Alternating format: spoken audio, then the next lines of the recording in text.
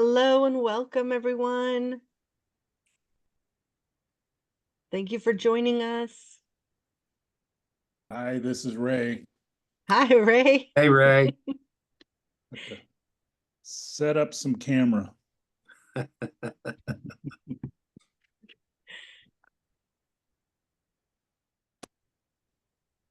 We'll wait for folks to join us. Yeah, we had about 47, I think, signed up. So there we Wonderful.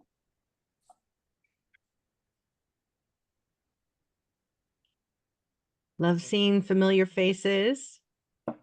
Feel free to come on camera if you want to. Wave hi, say hello. We appreciate you. Thank you for giving us your lunchtime. Feel free to add in the chat where you're zooming in from. I am currently zooming in from the land of the Muwekma Ohlone people and the Tamian Nation of Santa Clara County.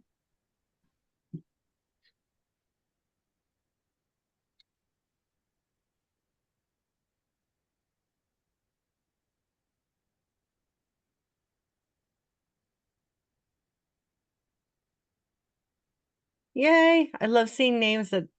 Thanks for joining us again. Seeing familiar names. Thank you.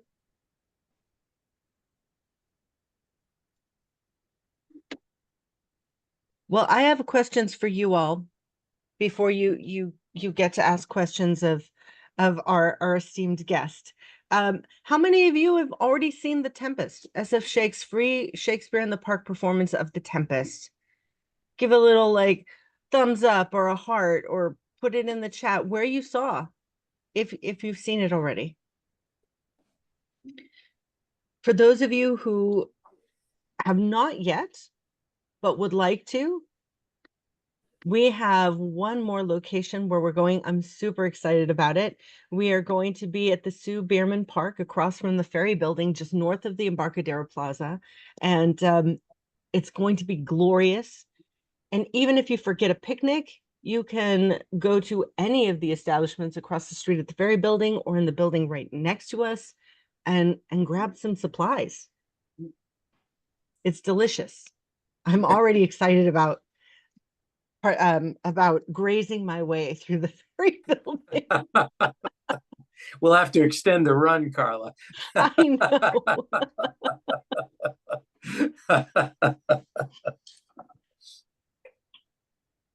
Thank you all for joining us. Thank you for putting it in the chat. Yes, join us. For those of you who don't know, we've been doing these Let's Talk About series, and this is also about The Tempest, having a conversation. You can find it on our website and our YouTube channel.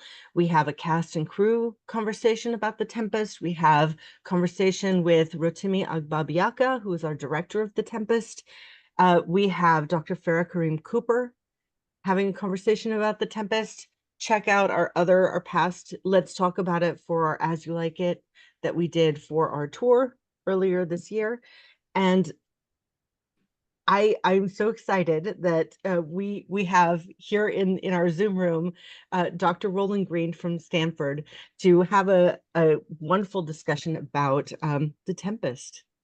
And I pass it on to Dan and Roland. Terrific. Carla, thank you very much. Thank you all for joining us. We are delighted to have you, and it's just a wonderful thing for us to be able to share these thoughts and ideas with our friends and supporters of San Francisco Shakespeare Festival, and we hope this is a wonderful enrichment for all of you. We're going to follow the usual format, which is Roland and I will discuss aspects of The Tempest, and then we'll open it up for questions and comments, and we'll both offer ideas and thoughts. Some of the questions that have already come in are very interesting, and Roland and I are looking forward to addressing them. Carla will moderate the questions session. It is sometimes the case that we extend over our usual lunchtime hour. in order to make sure that we address the questions that people have put to us. And we're very happy to do that. So as Carla mentioned in our previous discussions, we've gone fairly deeply into the play, into the production, into some of the aspects of the Tempest that Farah Kareem Cooper shared with us. And then we met with the four young, wonderful creatives who have really helped us drive this production forward last time. When Roland and I were talking about this, we thought that what we might do today is step back a half a step and talk a little bit about placing the Tempest into its context in the broader arc of Shakespeare's wonderful artistic and dramatic work, and then cycle into some of the questions which have always accompanied both critical commentary and productions of the Tempest over the 400 years in which it's been part of our wonderful stage history. So I think let's start with 1623, which is the date 7 years after Shakespeare's death, when the famous first folio was put together and published. And as I'm sure all of you know, the first folio was the labor of love of John Hemmings and Henry Condell, who were sharers, as the Elizabethans would say. We would describe them as partners in the King's Men. They were Shakespeare's partners and actors. They were clearly, we know from extrinsic evidence, that they were actually friends of William Shakespeare. And they put together this extraordinary compilation, which both rescued some plays which we might not otherwise have because they had not been published in surviving quartos or octavos. And they put together the first folio, which is itself an extraordinary work of art. And I think one of the questions that I really wanted to put to Roland, because it's been something that's been much on my mind, is we understand the Tempest to be a very late play, perhaps the greatest of the late romances, and we believe it to be the last play that was solely authored by Shakespeare. But what's always fascinated me about the first folio, and I'm really eager to hear Roland's discussion of this, is the Tempest is the first play in the folio, and I want to kick this over to Roland so that we can discuss what we might learn from this, what we might interrogate out of this choice on the part of Hemmings and Condell as they put the first folio together. That's a really interesting and unanswerable question, Dan, but I guess I would say implicit in your question is that there is, to us, an element of surprise here that we would expect perhaps, just for background, to refer back to what Dan was saying, the organization of the first folio is there's comedies and histories and tragedies, and the comedies come first and the Tempest comes first among the comedies, so it is the first play in the whole folio as well as the first comedy. And if we think about why that might be, the element of surprise, I think, in your question, Dan, implies that perhaps we might expect a kind of selection of the comedies that would be, say, chronological or developmental or something like this. Right. You might expect to see something like Comedy of Errors first, which often we put at the beginning of a developmental story of Shakespeare's career as a writer of comedy, or Love's Labour's Lost, or one of the early comedies.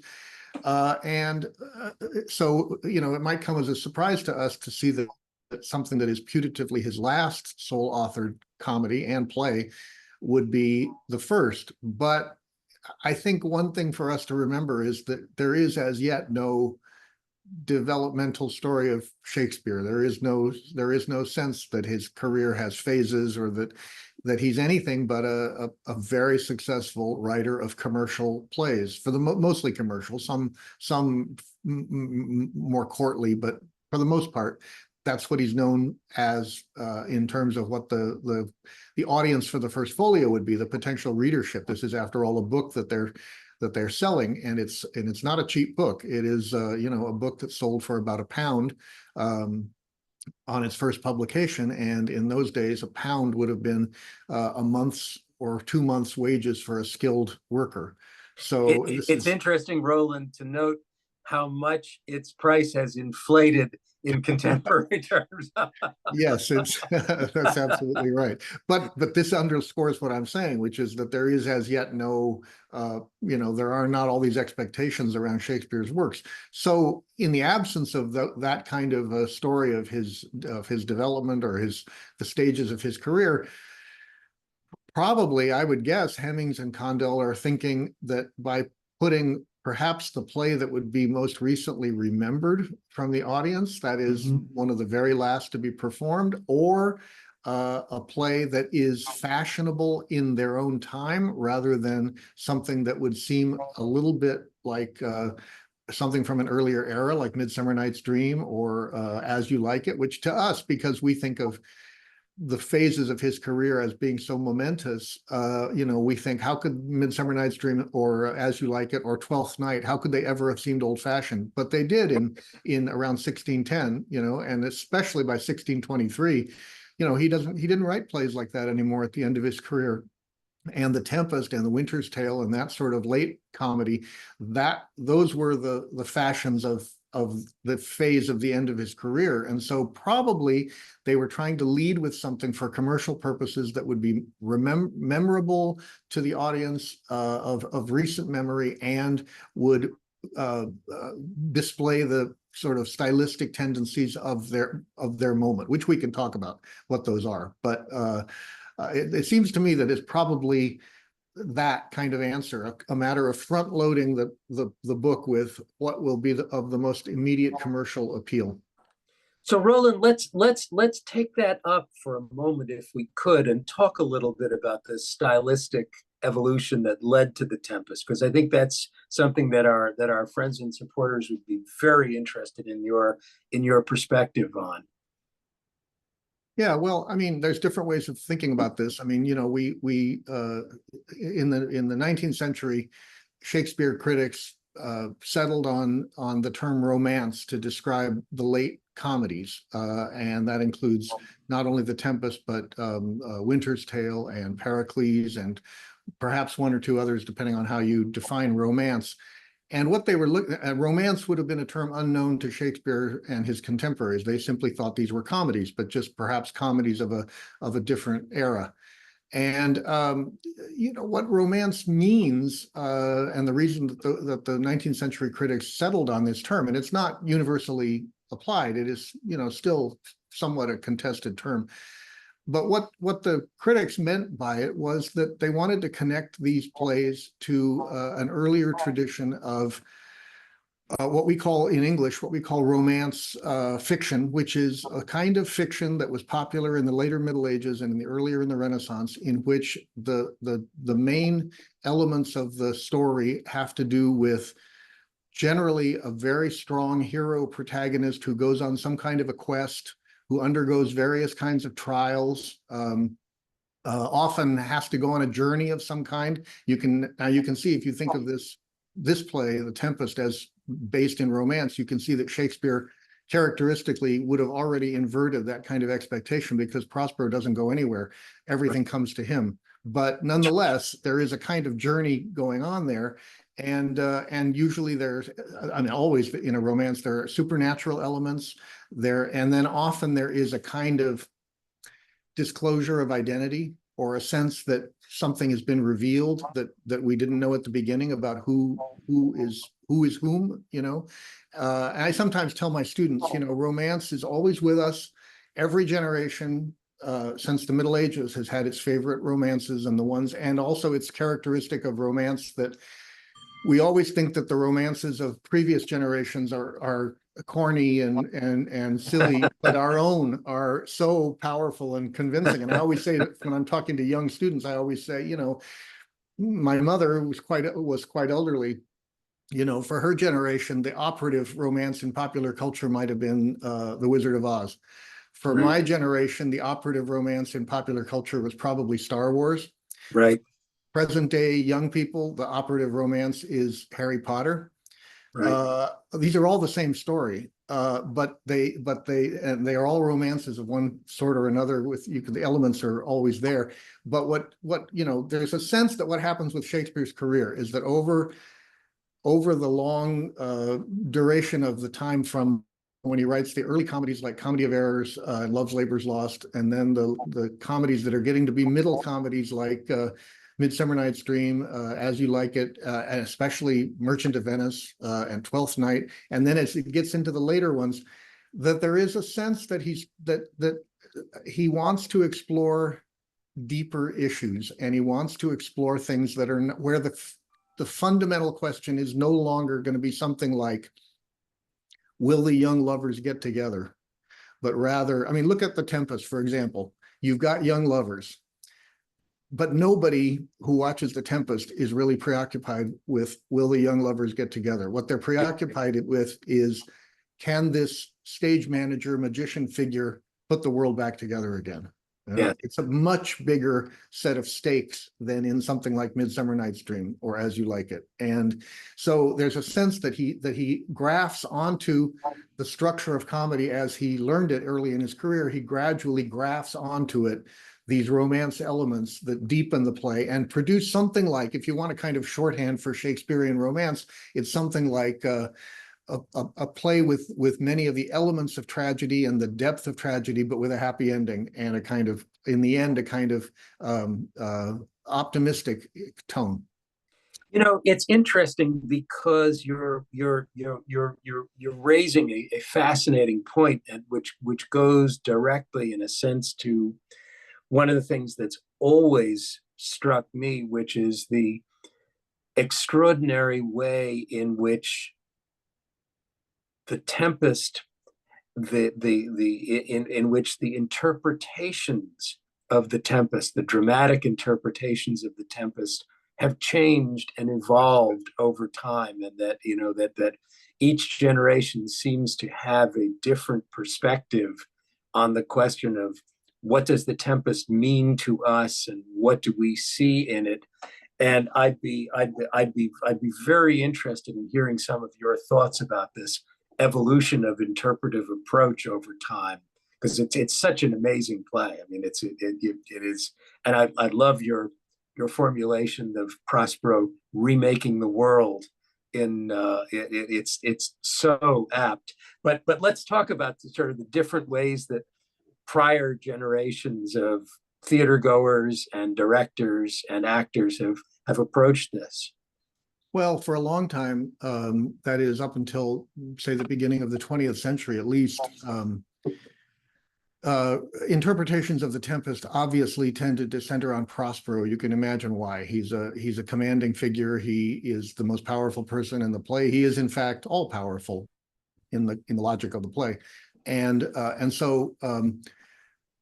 You know, there is a lot of biographical reading of the play, treating him as a stand-in for Shakespeare, and somebody into whom perhaps Shakespeare poured some of his own thoughts and his own, his own self-image. The real shift that takes place, in my opinion, the real shift that takes place in criticism of the Tempest was a kind of seismic change, a thing that happened in about 1900. The famous Uruguayan intellectual Jose Enrique Rodó, R-O-D-O, published an essay called Ariel, in using the Tempest as his model, in which he argued that the youth of Latin America should emulate the character Ariel. And what it was an argument in favor of was a kind of idealism in the face of North American imperialism, and a kind of sense that he wanted young Latin American intellectuals to have a kind of anti-materialist spirit, and that he wanted them to return to kind of ideas for their own sake. And it's a beautiful, stirring kind of period piece essay of 1900, and it was enormously influential.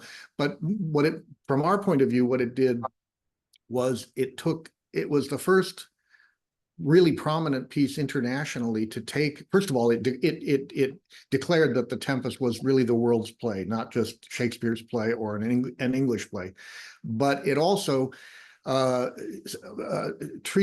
the Tempest as giving us paradigms for thinking about cultural and political issues. And when that was an extremely influential for the first half of the 20th century.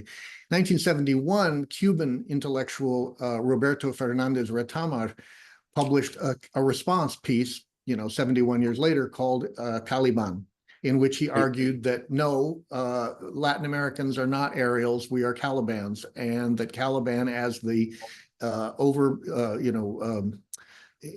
oppressed indigenous person, should be our model, and that we have to approach the Prosperos of the world accordingly.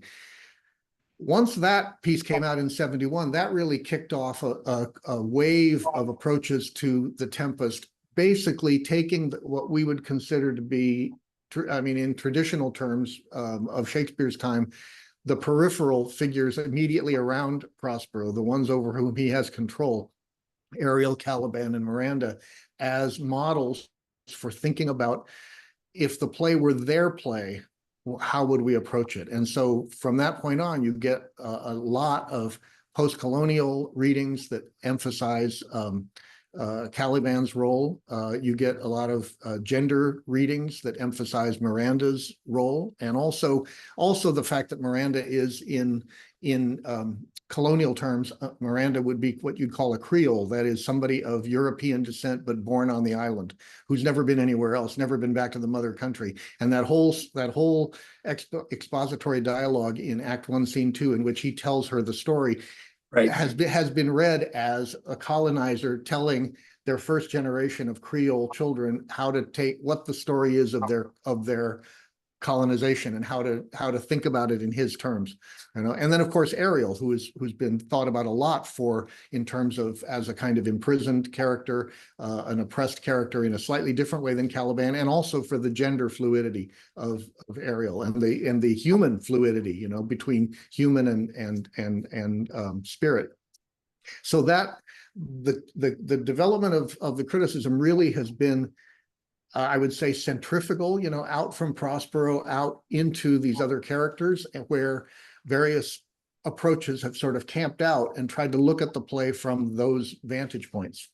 It's so interesting because it is, to me at least, it's an extraordinary marker of the profound emotional depth of Shakespeare's genius as an artist and as a maker of art, in the sense that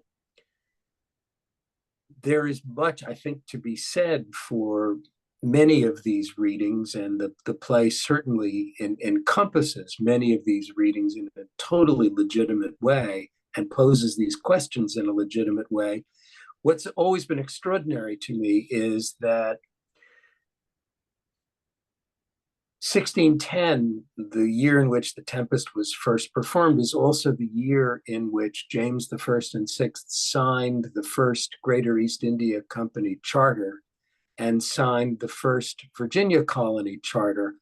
And so what we're seeing here is this extraordinary anticipatory intuition on Shakespeare's part about what, there was some colonial, there were some things that had come back, but most of this is this wonderful kind of anticipation of what this might bring. It's just astonishing in its profundity and its depth.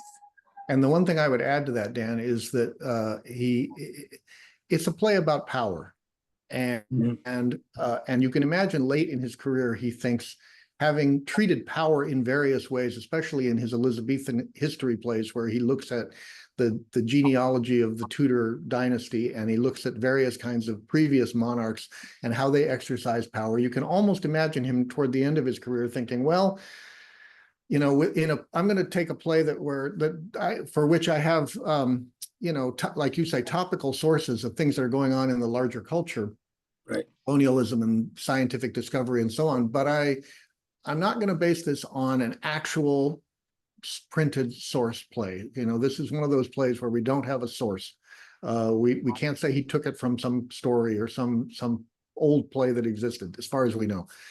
And I can imagine him saying something like, I'm going to write a play about power in which I really try to look directly at power. At the same time, he knows that when you want to study power, you have to see where it's reflected. You have to see it in the people on whom it is exercised. That's where power really shows up. You can't stare at a powerful figure in an uninterrupted way. It's like looking at the sun. You have to see it refracted, you know? And so that's what gives us this durable structure that we're talking about, in which you can pick up the play from any number of standpoints and make sense of it.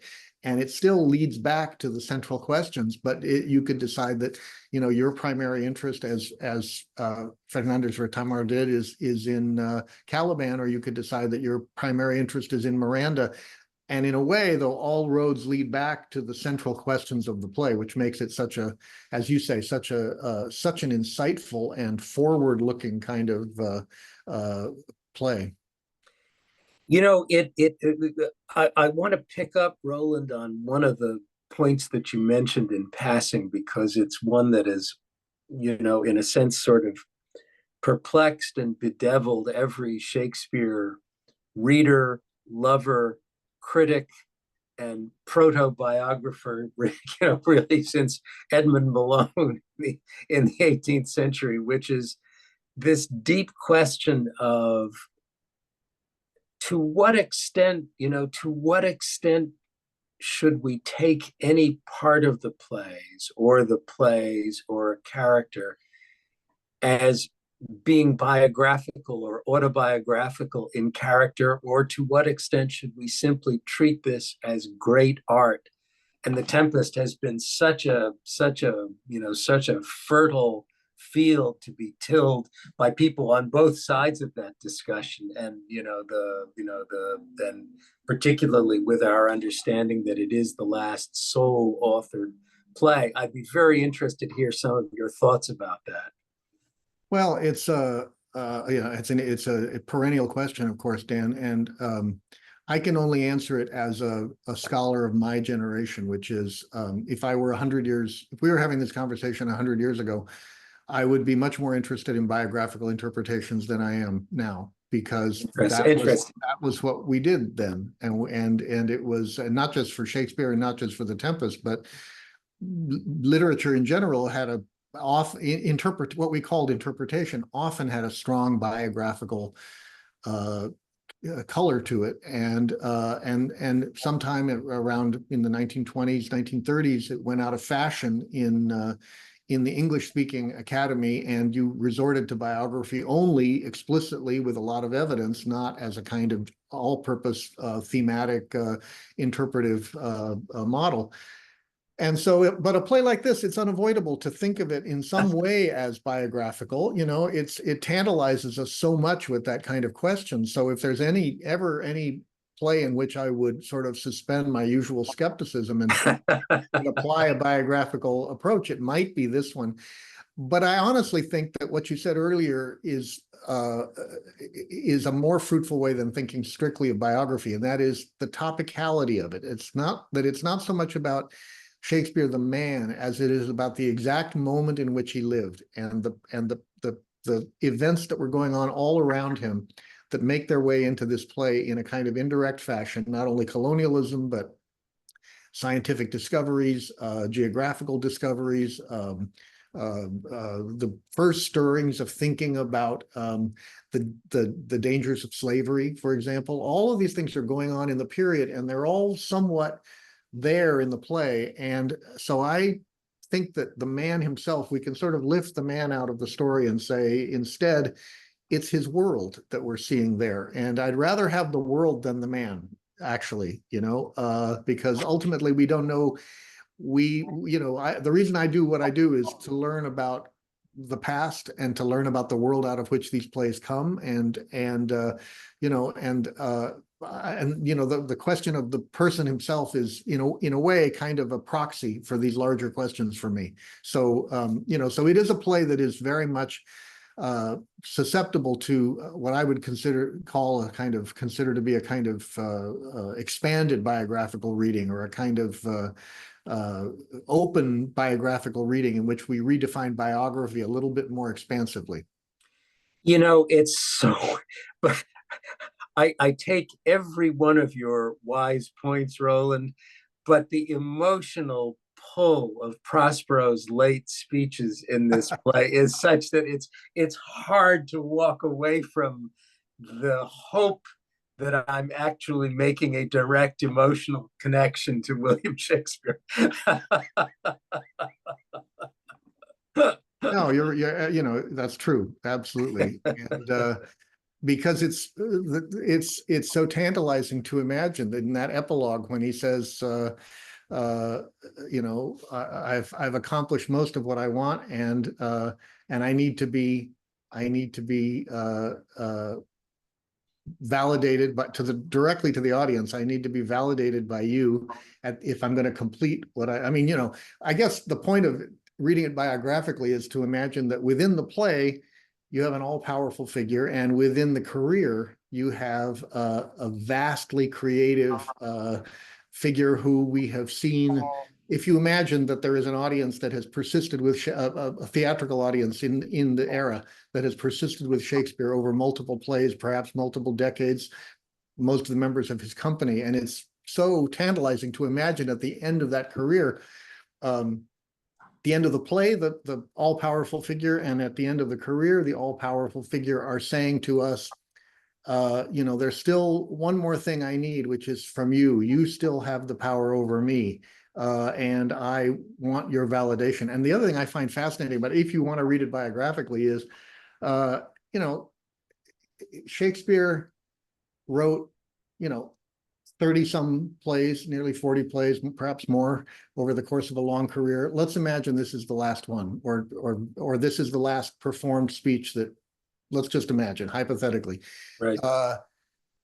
What did he write? Probably 120,000 lines, something like that over the course of his career. Why in the last 10 lines of his career is he imagining how the project might fail? Why is he saying, gentle breath of yours my sails must fill, or else my project fails, which was to please? Yes. It tells you something about the shape of a career, that somebody of such accomplishment is at the end giving us the power to produce success or failure. Or is he? Or is it that he is doing that, as always happens in the Elizabethan and Jacobean theater, this gesture of asking for applause at the end is both supplication but also coercive. That is, he knows that we're going to give it to him, and he puts us in the position in which in the end we have to validate him. So in the end, is it a demonstration of our power over him, or a demonstration of his power over us? And that's the conditions under which we hear the last 20 or so lines of this long career. It's a fascinating, from a biographical standpoint, it leads to all kinds of fascinating questions about how somebody like that would stage the very end of a career. And of course, in George Bernard Shaw's wonderful locution, the wily William is 2 steps ahead of us on either side of that discussion, for absolutely. Sure. So let's talk a little bit about that speech, because it's not just this question of biography, but it's also the question of, one of the wonderful points that you made in your lecture on the power of the first folio as a cultural engine was the idea that the folio allowed critical reference between different speeches and different plays in a way that would not have been possible without that kind of collection.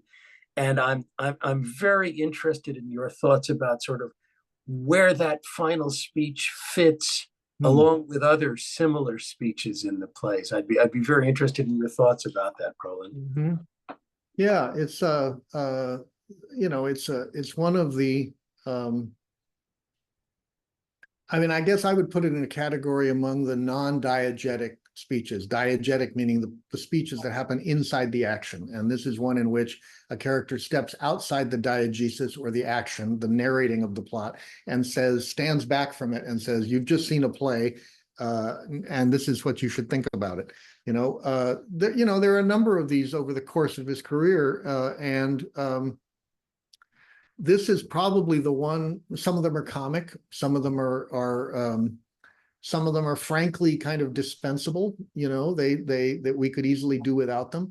This is one of the very few that I think is how would I put this? It is one of the very few that is because of its placement and because of the way that it resonates with the themes that have preceded it, and as you say, because of at least the potential biographical element to it. It is one of those non-diegetic speeches that becomes diegetic on a larger level. That is to say, it may not technically belong to the action of the play, but it belongs to the action of a career, or it belongs to the action of a larger story than the play that we've just witnessed. And therefore, when we encounter it, we pause because we realize that this speech is operating on more than the level in which it appears to be operating when we first encounter it, for all the reasons we've been talking about.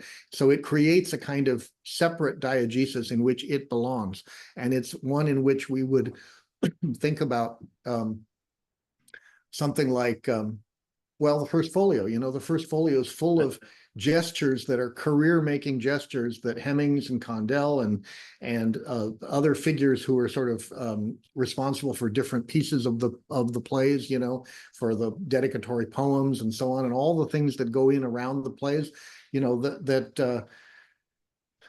there's a larger story being told here about the making of a career, and this is probably one of the very few non-diegetic speeches in the plays that fits into that larger context. So it floats between the play that it is part of and the larger work, call it the whole career, memorialized in the first folio, that is being made on another level. And so the speech kind of floats between those two levels, I would say. It's one of the questions, this leads us actually, it's fascinating. Your comment, Roland, leads us actually right back to some of the questions which our friends and supporters have already posed to us about Prospero's decision-making, and about the interactions between, in some ways, the interactions between Prospero and Ariel, who is not human. Ariel is a spirit and not a person. And yet there's that amazing interaction between Ariel and Prospero, in which Ariel suggests to Prospero that Prospero, the spirit who's been this kind of, in a sense, both oppressed and disinterested observer, says to Prospero, be humane in what you're in what you're doing. And I think it's a fascinating axis between the spirit and the human driving Prospero. And so I think, in a sense, the import of some of the questions has been for us to comment on whether we think Prospero was going there anyway, or always intended to go there, or whether this interaction with Ariel really matters. And I'm interested in your take on that. Oh, I think it does matter a lot, because if you concede, as I was saying earlier, that this is a play fundamentally about power and how to look at power, even the most powerful person in his own world, like a Prospero figure, does not necessarily always know how to exercise that power. But if you have Shakespeare's insight that power is, we see its affects through its reflections and its refractions, and we see it on the people, in the people on whom it is exercised. It is going to always be true that the powerful person, this is kind of a late Renaissance insight, it's a kind of observation that comes with Shakespeare. I mean, to take a step back, they're all in the Renaissance, they're all humanists of one kind or another. They all believe in the perfectibility of a human being. But where do we learn how to be human? Is it innate, or how much of it has to be, do we need instruction? And the origin of the disciplines we call the humanities were in part to provide that instruction. What does a human being need to know? You need to think about what is love. You need to think about what is friendship. You need to think about how to die. You need to think about all the fundamental human questions that we don't necessarily know the answers ourselves, even if we are powerful. Sometimes, especially not if we're powerful, because we're preoccupied with other kinds of things. So why do you have to educate a prince in the Renaissance? The kind of thing that Machiavelli and so many of his contemporaries were preoccupied with, how to teach a prince how to exercise power. And part of that is how to be human, and how to be not just human, but humane. How to be the kind of more perfect human that is not just a slice of raw humanity dealing with love and sex and appetites of various kinds, but figuring out how to channel unavoidable human needs and desires into productive ways that enhance your life and everybody's life around you. That's the difference between being human and humane in their view. And so that speech in which Ariel tutors Prospero on what it is to be human, yes, is to me a perfect example of how, if you're going to write a play about power, you're going to show at certain decisive points that the central figure will not have all the answers. It's not in the nature of power in the Renaissance that the central figure has all the answers. And it is some of those answers are going to come from the most disempowered or oppressed standpoints, who will tell you what you need to know. And the wise prince or the wise duke, the wise governor, will understand those things and will figure out how to accommodate them into his view of power. So I think that what you're seeing there so if the question is, would Prospero have come to this anyway? No, I don't think so. I think he learns from his environment over the course of this thing. And what you're watching is, over the course of the play, is a supposedly all-powerful figure who realizes that there are limits to his power and that he needs to exercise humility and he needs to forgive. And he may have an abstract idea that how he wants this story to end up at the beginning, because clearly he sets things in motion that are designed to produce outcomes later on. But I think while he may have a kind of mechanics of that in mind, the human and the ethical substance of it is something that comes to him through these series of interactions that we have over the course of the play. It's a wonderful play. It's just an extraordinary work of art. It really, and that we are sitting here enjoying deeply and learning from your wisdom in this discussion 400 years after this play was written, really speaks for itself. I am really excited. I've got we've got a question from the chat to pop up. Before we get to that though, I'm just, you might see me snapping my hands in the background as I'm hearing the conversation about the biography of folks want to put Shakespeare as Prospero, because I don't know, I have why are folks wanting to connect Shakespeare to Prospero versus Shakespeare to Juliet, or Shakespeare to Beatrice, or to Kate? Because he wrote those same characters, y'all. Exactly. He spoke those words. A 40-year-old man wrote the words that Juliet speaks. Exactly. My love is as boundless as the sea. Right. You make Roland's initial perspective for him in that, Carla. That this is great art, and it is we need to proceed with caution in the biographical references just because of that. It is the greatness of the art itself that deflects our own emotional desire to connect at the biographical level. I completely take your point. I think that's it. I think it's the human nature of wanting. What is the oldest, not the oldest profession in the world, y'all, but one of the oldest things that humans have done is tell stories to make sense of things. And that is what we want to do. And so I have a feeling like so many of the folks who are like, oh, Prospero is obviously Shakespeare, are folks trying so hard to make connections for themselves, to themselves, to see, because art reflects the humanity of the time. And I just yeah, I am so digging this conversation, loving it so much. I want to uplift a couple things. Kirk, you wrote about what teaching Tempest to young people. What is your approach to it? I assume this is a question to Dr. Greene about, like, how do you get folks excited about Shakespeare? I mean, because we have our own take, my friend. But that's one. And then, ooh, William Shakespeare's plays published in Roman Catholic Europe. Did they need, receive, avoid imprimatur? Ooh. Well, Roland, why don't you speak to the first, and we'll talk about the second as well, because the second is also an interesting question.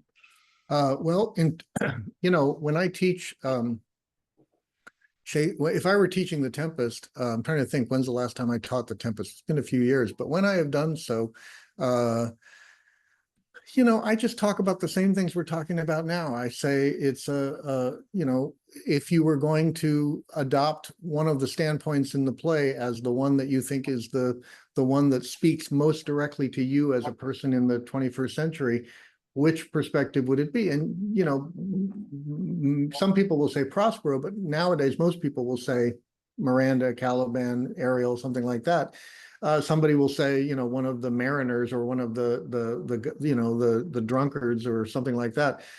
But whatever it is, I sort of get them talking to each other from those standpoints about the play. And then as you probe more, eventually they realize that, as I was saying a moment ago, that, all roads ultimately do lead back to the center. That is, you end up talking about not so much Prospero the man, but what Prospero represents, which is this kind of putatively absolute power, and how it is represented in a play in which, they understood, even in the era of absolutism in the Renaissance, that there's no such thing as absolute power. The more you say you have absolute power, the more you are trying to obfuscate the fact that, in fact, power is always granted in some way, and power is contingent in some way, depends on circumstances. And so we end up talking about things like that.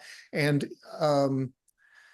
yeah, and then mostly I've taught it through the actual language. You start to get people interested in the way the language works. And Tempest is an especially important play for that, because the interplay between prose and poetry is so interesting. And it is one of the features of this kind of late style of Shakespeare's is the blurring of the distinction between the verse and the prose. That is, and famously, when the Tempest was set, I think if I'm not mistaken, in the first folio already, there were passages that were verse that were mistakenly set as prose, and vice versa, because it's possible to make a mistake like that in the Tempest in a way that it isn't in the plays where he's really the kind of plays of the middle 1590s, like Romeo and Juliet, say, or again, Midsummer Night's Dream, where he really, it's almost like parallel discourses, whether people are speaking in verse or in prose. Here, the verse, without ceasing to be verse, is very often very fluid and rhythmically fluid and kind of prose-like. And so we end up talking about looking at passages and figuring out, how the verse works. And I find that usually gets people into it as well. There's a million ways to get people into this play. I think, it's sort of whatever I'm in the mood to do in a particular year. Yes. On the question of the imprimatur, which is also an interesting question, um, contextually, it's important for all of us to remember that the lives of Shakespeare's parents, John Shakespeare, and of Shakespeare himself were really coterminous with the huge social changes occasioned by the English Reformation, and that there would not have been, under any circumstances, a resort to the Catholic Church for an imprimatur for any English play in the 1580s, 90s, and into the early 1600s. Right. But, and it's an important but, that doesn't mean that there was no social and political requirement for an imprimatur, because there was. The Privy Council was deeply concerned with protection of the realm and protection of the realm against ideas that were thought to be either seditious or ultimately Catholic and favorable to Spain at that point, who was viewed as the great enemy for the English. And plays did require an imprimatur from the Privy Council, speaking through the Lord Chamberlain's office. And each of Shakespeare's plays did actually get passed and vetted before they could be publicly performed at that point. But it was political vetting as much as it was religious vetting. Shakespeare, most of the other Elizabethan playwrights wound up getting into serious trouble and got crosswise with the Privy Council in various ways. Shakespeare, I like to think of him as the kind of canny provincial who knew exactly how to navigate these waters in ways that would not wind up with himself getting into trouble. There's a wonderful story, of course, about the Essex Rebellion and the role of the Globe in having presented Richard II by commission on behalf of the seditious rebels. And Shakespeare and Burbage managed to talk their way out of any possible connection to the failed rebellion by saying to the Privy Council that it was just an old play, and it hadn't actually been very popular, and these guys paid us a lot of money to put it on, so we just did it for the money. We had nothing to do with the rebellion. So your question is a really good one. There was a genuine political process of imprimatur, but not one that would have been undertaken by the Catholic Church at that point. Right. Carla, are there other questions that you can bring us? Well, I reflected it back to the chat of who would you think is the anti-Prospero? And Alec nominated the power couple in the Scottish play. I reflected it back to the chat, y'all. Who would you nominate, and why is the anti-Prospero of Shakespeare canon? Roland, how would you address that? Anti-Prospero. That's an interesting question. I mean,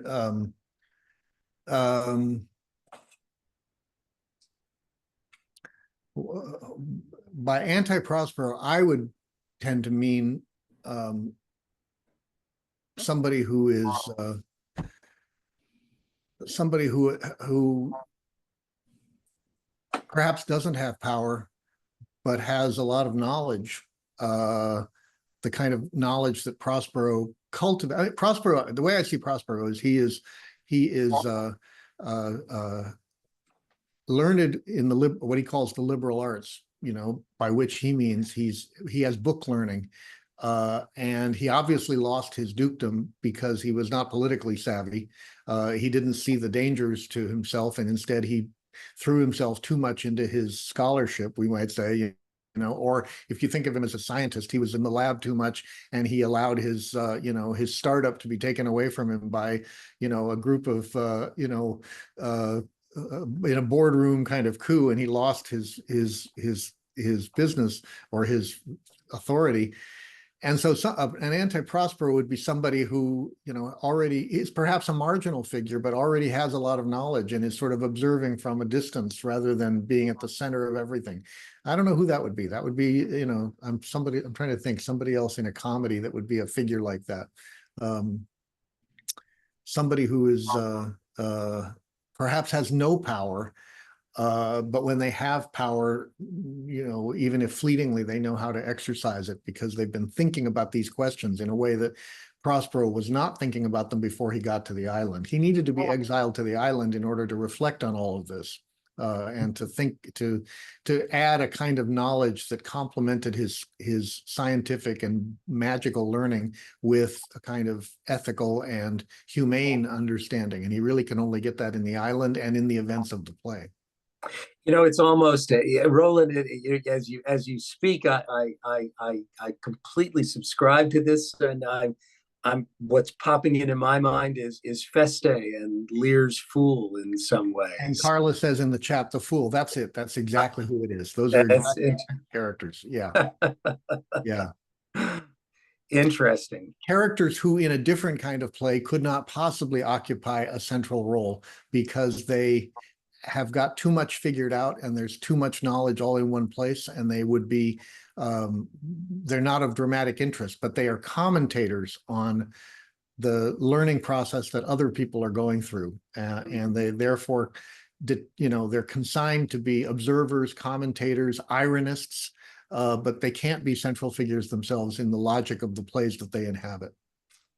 Interesting. So interesting. Well, that makes me wonder if they are, you know, what's interesting to me when we're talking about the fool and the anti-Prospero, as it were, in the Tempest, the clowns are not like other clowns in Shakespeare, No. in that it's almost as if their downfall is because they are trying to mirror Mhm. the aristocracy, and by saying, oh well, nobody's here, so looks like we're going to rule. Right. Yeah, just interested about how that, what is that? I would say quickly, I know we're running out of time. I would say two things. One would be the clowns in the Tempest are somewhat vestigial in the sense that they don't have the importance that clowns do in some of the earlier plays. And there's also a little bit of a, you know, the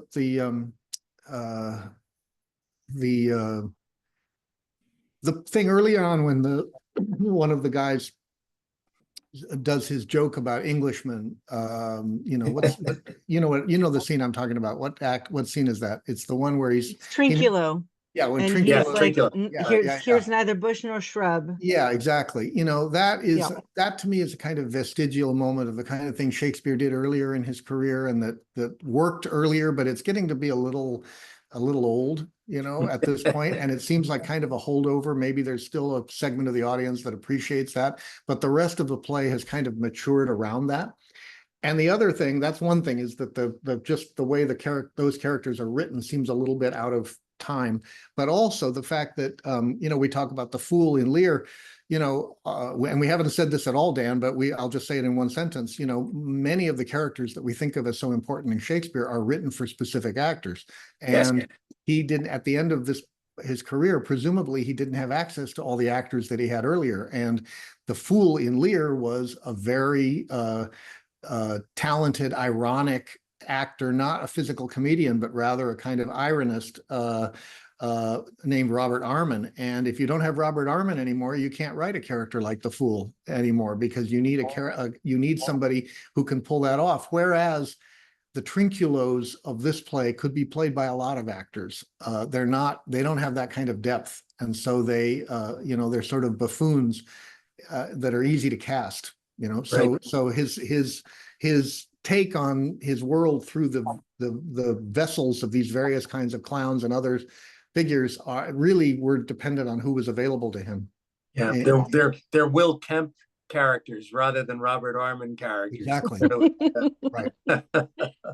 Y'all, we are- could, yeah, you were gonna say the same thing, right, Dan?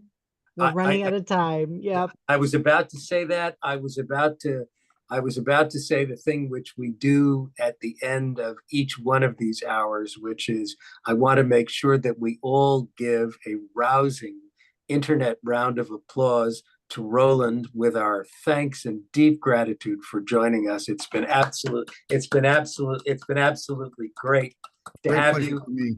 And Roland, we do not intend to allow you to escape our gravitational influence in the future. Be happy to come back anytime. I really enjoyed it, Dan. Thank you. Wonderful, wonderful. Thank you very much. Thanks to all of you, and stay tuned because Carla and Toby and I are working on what the next event will be. It will be soon. You'll get notice of it in your emails.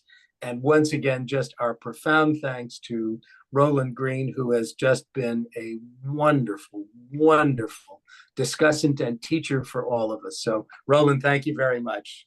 Okay. Thank you all. Really enjoyed Bye, it. everybody. Thank you all so much.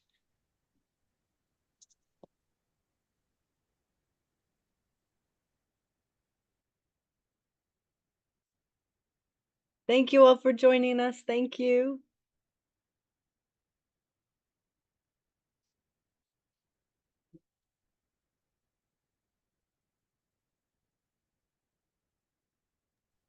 Thank you all. I'm going to end the meeting, so we'll all be kicked out of here in just a sec. Thank Thank you. you. Bye.